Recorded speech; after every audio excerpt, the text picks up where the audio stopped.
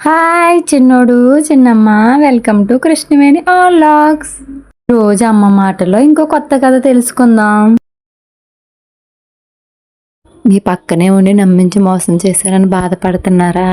బాధపడకండి, నమ్మి మోసపోయారు తప్ప నమ్మించి మోసం చేయలేదు కదా. కొత్తగా ఎవరైనా పరిచయం అయ్యారనుకోండి, ఒక వారం కొత్తగా ఉంటారు, 2 వారాలు కొత్తగా ఉంటుంది. తర్వాత ఆటోమేటిక్గా తన మాటలో మనం మాట్లాడే మాటలు అన్నిటితో మనం ఫ్రెండ్స్ అయిపోతాం బాగానే. అలా ఫ్రెండ్స్ అయిపోయినప్పుడు తన విషయాలు మనకి చెప్తుంది, మనకి విషయాలు కూడా మనం కూడా చెప్తాము.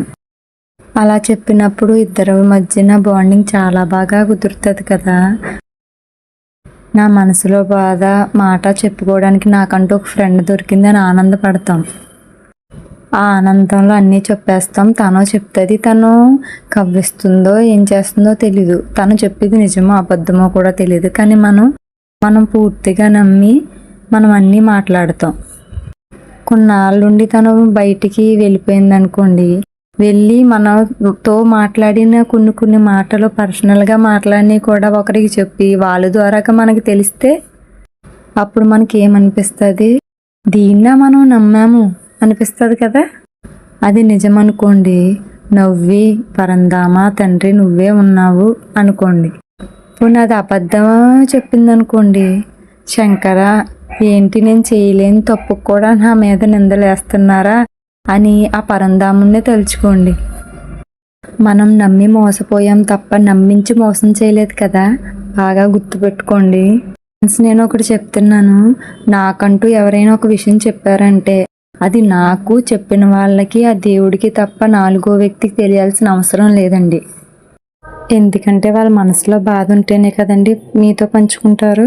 ఎవరైనా అలాగా బాధ చెప్పారంటే మనం ఆ బాధని పంచుకోవాలి తప్ప పంచకూడదండి.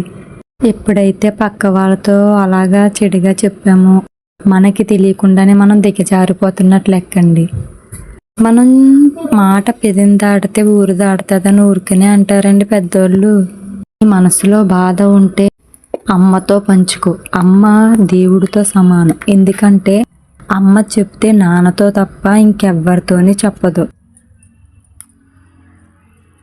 ఆఖరికి అక్క చెల్లెలతో చెప్పుకున్నా సరే మాటల సందర్భంలో వాళ్ళ హస్బెండ్తో చెప్తుంది కదండి. మనం ఇన్ని మాటలు చెప్పుకుంటున్నాం కదండి, మనం ఒకటి అబ్జర్వ్ చేయడం మర్చిపోయాం. ఏంటో చెప్పమంటారా? తన చిన్నప్పటి నుంచి జరిగిన విషయాలన్నీ మనతో చెప్పింది కదా.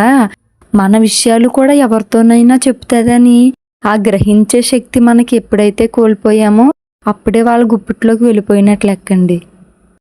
తనతో క్లోజ్గా ఉన్నప్పుడు మనతో ఎవ్వరో ఒకరు చెప్తారండి, తనతో కొంచెం జాగ్రత్తగా ఉండు అని.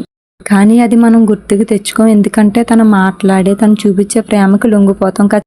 ఫ్రెండ్స్, ఎప్పుడైనా ఒక విషయం గుర్తుపెట్టుకోండి, ఒక వ్యక్తి మనతో తన బాధను పంచుకున్నప్పుడు భగవంతుడితోని స్వామి వాళ్ళ బాధ తీరాలని స్మరించుకోవాలి తప్ప వాళ్ళ బాధని పక్కన వాళ్ళతో పంచుకోకూడదండి.